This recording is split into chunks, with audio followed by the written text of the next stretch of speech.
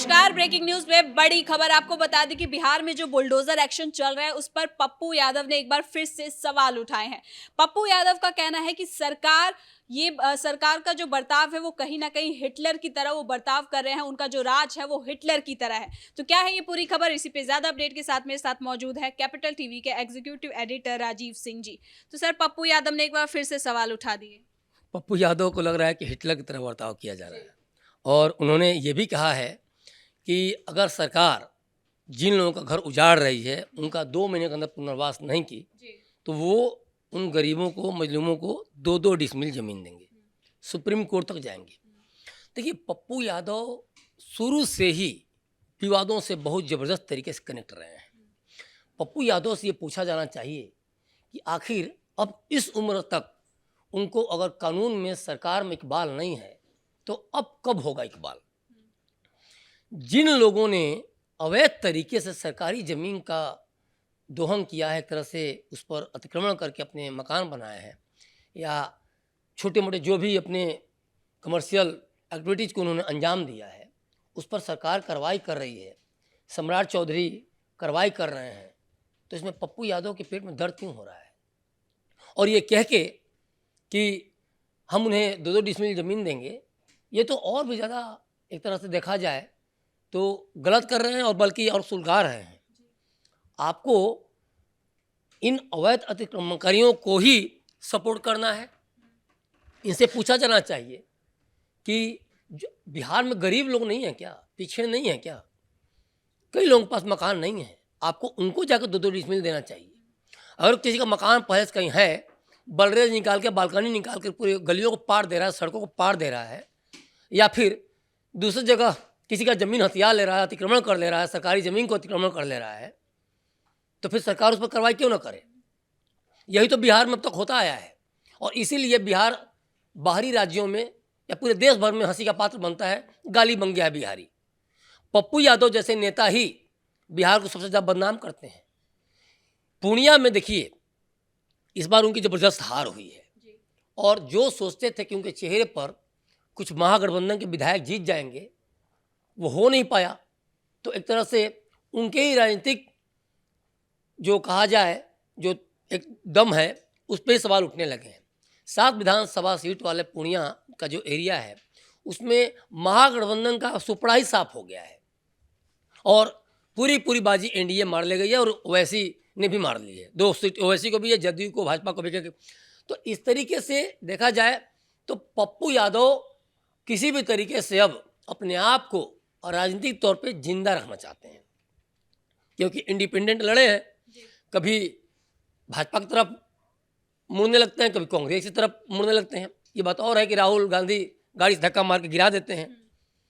तो इनको लगता है कि अब हमारी राजनीतिक स्वीकार्यता, जो पॉलिटिकल एक्सेप्टेंस है, वो अब नहीं रहेगी, खत्म हो जाए। तो क्या सर, या पप्पू यादव जो ये भाषण दे रहे हैं, जो बयान देते हैं, क्या वो सुर्खियों में बने रहने के लिए होता है? यही कारण है कि वो चाहते हैं किसी भी तरीके से वो कम से कम इन चीज़ों को उठाएं, जिससे लगे कि हाँ, पप्पू यादव अभी उनकी जो पॉलिटिकल एक्सेप्टेंस है वो है।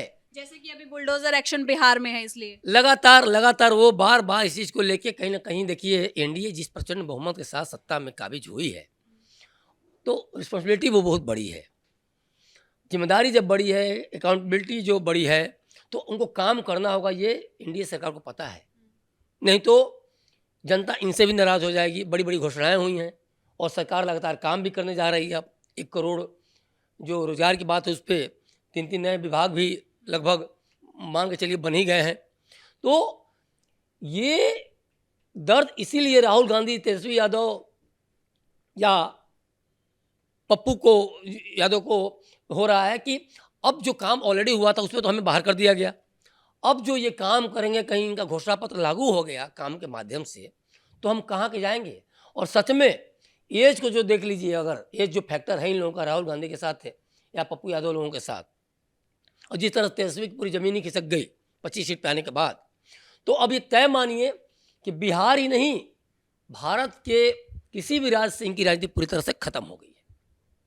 और इसीलिए पप्पू यादव लगातार हमलावर हैं, और वो बुलडोजर एक्शन को, चाहे इनकाउंटर एक्शन को, जो कि दुर्दांतों के खिलाफ हो रहा है, अवैध अतिक्रमणकारियों के खिलाफ हो रहा है, उन रोहिंग्याओं के खिलाफ हो रहा है जो कहीं ना कहीं पटरी के, रेलवे पटरी के किनारे या बस स्टैंड के किनारे झोपड़ी लगा के बस जाते हैं, उसके बाद खून खराबा करते हैं, फिरौती करते हैं, अपहरण करते हैं, छिनैती करते हैं। तो कार्रवाई सरकार इन पर कर रही है, लेकिन ये हिंदू मुस्लिम तरह तरह के कई सारे एंगल उसमें तलाश के और विक्टिम कार्ड खेलते हैं कि इनको, गरीबों को गलत तरीके से निशाना बना जा रहा है। गरीब हैं या अवैध अतिक्रमणकारी हैं, पहले तो पप्पू यादव ये फैसला कर लें।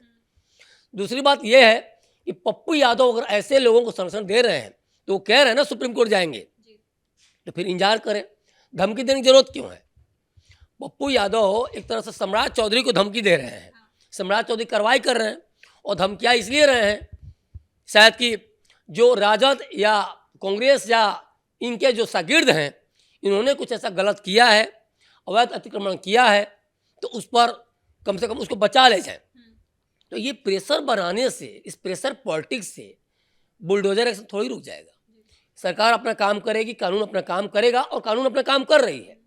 पूरे बिहार में देखिए जिस तरह सड़कें या गलियां पार दी गई हैं अवैध अतिक्रमण के माध्यम से, मतलब एक मकान का दूसरे मकान का बलरेज बालकनी सटा हुआ है, सूरज की रोशनी तक नहीं पहुंच पाती है। आज उन पर कार्रवाई हो रही है, तो पप्पू यादव को सोचना चाहिए कि बिहार को विकसित बिहार बनाने की कोशिश है, उसी बिहार में वो राजनीति करते हैं। तो बिहार के लिए राजनीति करना और बिहार से राजनीति करना, ये तो दोनों दो चीज़ें। और पप्पू यादव बिहार से राजनीति कर रहे हैं, लेकिन बिहार के लिए राजनीति नहीं कर रहे हैं। और इसीलिए पूर्णिया जो महागठबंधन को खदेड़ा गया, एक भी सीट नहीं, सुपड़ा साफ, तो ये पप्पू यादव जैसे राजनीतिज्ञों के चलते ही हुआ है कि आप हमेशा विक्टिम कार्ड खेलते हैं, मोहरा एक तरह से बनाते हैं, तो सरकार विरोधी कार्यों को लेकर बनाते हैं। आप सरकार अगर कुछ अच्छा काम कर रही है तो आप उसकी तारीफ कीजिए, नहीं कर सकते तो कम से कम आपने जैसे एक चीज़ और भी बोला आपने कि जो कॉम्प्लेक्स हैं, होटल हैं, अस्पताल हैं, जो अमीरों ने इस तरह बना रखे हैं, तो अगर ऐसी बात है कि सरकारी जमीन बने तो उनको भी गिराया जाना चाहिए। यहाँ पप्पू यादव सपोर्ट किया सकता है। लेकिन अगर आप ये कह रहे हैं कि जो अवैध अतिक्रमणकारी हैं वो गरीब हैं इसलिए न गिराया जाए, तो गलत है। रेलवे लाइन के किनारे कोई गरीब झुग्गी झोपड़ी बना ले, उसके बाद वहाँ के राहगीरों से छिनैती करे, तो ये जस्टिफाइड नहीं है। तो शासन प्रशासन पर सवाल उठेगा। बच्चियाँ जा रही हैं, ट्यूशन जा रही हैं, महिलाएं जा रही हैं, उनके साथ कुछ गलत हो रहा है, तो पप्पू यादव कल को फिर यहाँ काउंटर करेंगे, यहाँ घेरेंगे सरकार को। तो सरकार को अपना काम करने दें, इसमें कहीं ना कहीं उसको राजनीतिक मोहरा न बनाए, इससे इन्हीं की मिट्टी पलीद होगी। और जिस तरीके से इनको कोई भी पार्टी आज के डेट में सीरियसली कंसीडर नहीं कर रही है, तो ये साफ साफ बता रहा है कि पप्पू यादव के विचार मतलब कथनी और करनी में बहुत अंतर है। तो ये सुप्रीम कोर्ट जाए, इनको लगता है कि सुप्रीम कोर्ट जाने से न्याय मिल जाएगा, जो अतिक्रमणकारी उनके फेवर मामला चला जाएगा, इनको जरूर जाना चाहिए। लेकिन सुप्रीम कोर्ट कोई पहली बार नहीं, चाहे राहुल गांधी हो, तेजस्वी यादव हो या फिर पप्पू यादव हो, कई बार खदेड़े गए हैं और इस बार भी खदेड़े जाएंगे। और जो गरीब हैं उनको तो कितनी सारी योजनाएं हैं, आप उन योजनाओं को क्यों नहीं कहते हैं? आप उन पर बोलना चाहिए, आप उनकी भी तारीफ करें। लेकिन आप गरीब हैं और आप इसको मुद्दा बना के आप कहें कि नहीं नहीं सरकारी जमीन पर कब्जा कर लो, तो आप उकसा रहे हैं। आप दीजिए 2-2 डिसमिल, आपने देने की बात कही ना, तुम गरीबों को, मजलूमों को दीजिए 2-2 डिसमिल, किसने रोका है? और आप तो वैसे भी कई बार चुनाव के दौरान तो आप वो करते हैं, यहाँ आप उससे कहीं ना कहीं कनी काट ले जा रहे हैं, इस तरह के मुद्दे उठा के काउंटर करके। तो देखिए बुलडोजर एक्शन होगा, इसमें कोई दो राय नहीं है। और जो लोग गलत कर रहे हैं उनके खिलाफ सख्त से सख्त एक्शन भी सम्राट चौधरी लेंगे, गृह मंत्री लेंगे, नीतीश सरकार लेगी, इसमें कोई दो राय नहीं है। चिल्लाते रहे पप्पू यादव, उससे कोई फर्क नहीं पड़ता। और इन्हीं का जवाब देते हुए सम्राट चौधरी ने क्लियर कर दिया, चाहे कोई भी हो कार्रवाई तो होकर रहेगी। देखिए शासन और प्रशासन ये सिर्फ और सिर्फ जनता के भलाई के लिए होते हैं। जनता ने वोट दिया है, सम्राट चौधरी को बैठाया है, नीतीश कुमार को बैठाया, एनडीए सरकार लाई है प्रचंड बहुमत साथ, तो रिस्पॉन्सिबिलिटी और अकाउंटेबिलिटी इनकी तय है। और इनको कहीं ना कहीं इसको जो घोषणा पत्र के माध्यम से जो भी है उनको कहीं ना कहीं इनको जमीन पर उतारना भी होगा। आप घोषणाएं करके बच नहीं सकते। तो एक तो ये तय मानिए कि आने वाले समय में काम बहुत ज़्यादा करना है, बिहार को एक विकसित बिहार बनाना है। इसीलिए टाउनशिप से लेके तमाम तरह की चीज़ों पे अभी से काम स्टार्ट हो गया, शुगर मिल को लेके जो तमाम 25 शुगर मिल तमाम, तो ये चीज़ें आने वाले समय में न सिर्फ सत्ता पक्ष के लिए एक बहुत बड़ा मैंडेट तैयार करेगा अन्य स्टेट्स में, जो कि मान लीजिए पश्चिम बंगाल में, अभी पश्चिम बंगाल में क्या चल रहा है, बाबरी बनाएंगे, सुप्रीम कोर्ट ने सब कुछ रफा दफा कर दिया, राम मंदिर बन गया, अब ये बाबरी बनाएंगे। उत्तर प्रदेश में यही काम हो रहा है, यही चीज़। और पुदुचेरी से लेकर असम, केरला, तमिलनाडु, जहाँ जहाँ चुनाव होने वहीं सब बवाल करेंगे। तो देखिए, ये मैंडेट जो मिला है काम के लिए मिला है, काम करके ही आप अन्य राज्यों में सरकारों की सोच सकते हैं। अन्यथा चाहे कांग्रेस हो, राजद हो, पप्पू यादव हो या बीजेपी हो, कोई भी सरकार हो, अब आज की डेट में जनता देखिए बहुत जागरूक हो चुकी है। अगर आप काम नहीं करेंगे, चाहे वो बुलडोजर एक्शन के माध्यम से हो या दुर्दांतों के इनकाउंटर के माध्यम से हो, तो आप सत्ता से बाहर हो जाएंगे।